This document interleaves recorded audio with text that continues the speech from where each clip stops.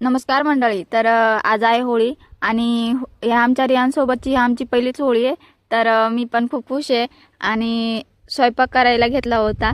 तर म्हटलं होळीचं नैवेद्यासाठी स्वयंपाक करावाच लागेल, पण स्वयंपाक करायच्या आधी संपलाय गॅस, त्याच्यामुळं उन्हातान्हात घेतलंय चुलं पेटून आणि भात झालाय आणि इकडे डाळ टाकली शिजायला. तर म्हटलं भांडे का काळे होईना, पण मग स्वयंपाक तर मी करणारच. आणि मग भात झाला, मग त्याच्यानंतर डाळ शिजत टाकली आहे आणि व्हिडिओच्या नादात तिथं माझं चुलं पण विझून गेलेलं. आणि फॅमिलीशिवाय पण काही सण साजरे करावे लागतात, तर आम्ही पण बाहेर राहतो, त्याच्यामुळे आम्ही आमच्या फॅमिलीला मिस करीत असतो. आणि मी पण माझ्या सासूबाईंना फोन केलेला, पण त्यांना काही जमलं नाही यायला. तर मग मी म्हटला माझ्या आवांसाठी स्वयंपाक करते. तर इकडे आमटीसाठी डाळ थोडीशी काढून ठेवली आणि बाकीची पुरणासाठी तयार करून घेते. त्याच्यात मस्त गूळ टाकला आहे, गूळ पगाळला आहे आणि आता चांगलं पुरणासाठी तयार करून घेऊया. आणि लवकर खाली लागण्याची शक्यता असते, त्याच्यामुळे सारखं ते डाळ हलवत राहावं लागते आपल्याला. आणि थोडंसं डाळ पण मी मागं ओढून घेतलं आहे, कारण का लगेच तळून येते. त्याच्यासाठी पूर्ण असं मऊसर होईपर्यंत डाळ पण चांगली शिजलेली होती, त्याच्यामुळे एकदम मस्त पुरण पण एकदम भारी पडणार आहे. आणि डाळ एकदम पूर्ण आटरून घ्यायची, म्हणजे की जेणेकरून आपलं पुरण एकदम मऊ आणि मोकळं येईल.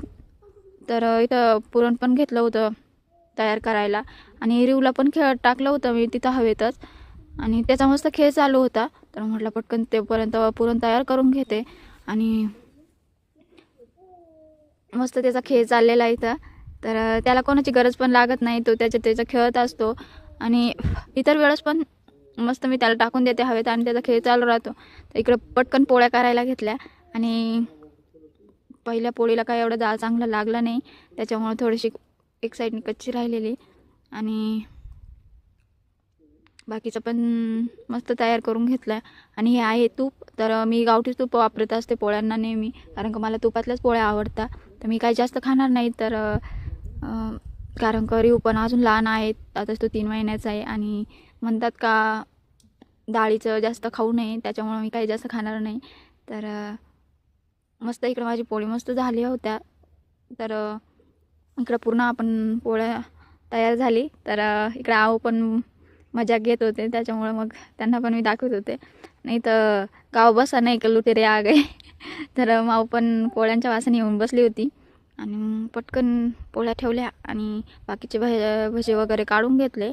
आणि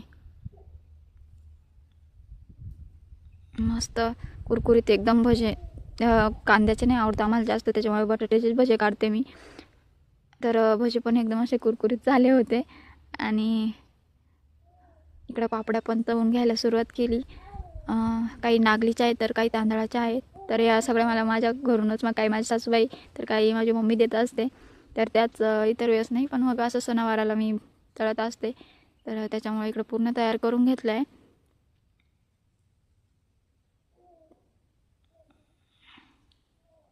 तुम्ही बघू शकता आपला स्वयंपाक पूर्ण असा तयार व्हायला आला. आता फक्त आपल्या आमटी आणि गुळवणी बाकी आहे.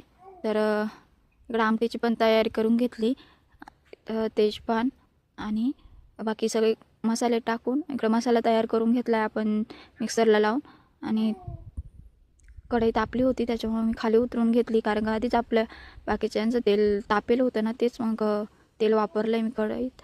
आणि आता मसाला टाकून घेतला आहे चांगलं परतून आणि आपण चुल्यावर ठेवूया.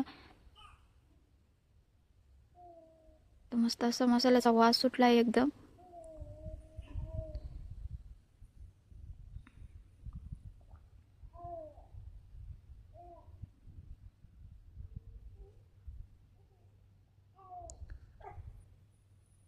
आणि आता जी आपण आमटीसाठी डाळ ठेवली होती हरभऱ्याची, तीच डाळ थोडीशी कुस्करून टाकली आहे.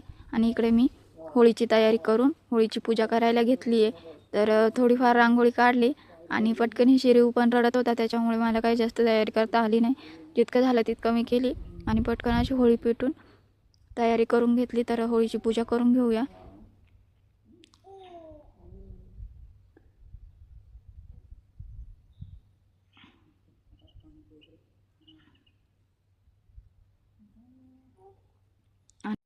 आणि इकडं शेजारीच आमचं गोदावरी हॉटेल आहे, तर त्या हॉटेलची बग्गीच इकडे फिरायला आली होती, तर तीच बघत होतो.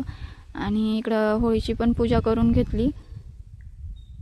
तर जरी आपण बाहेर राहत असलो तरी पण आपण आपले रीतिरिवाज विसरले नाही पाहिजे.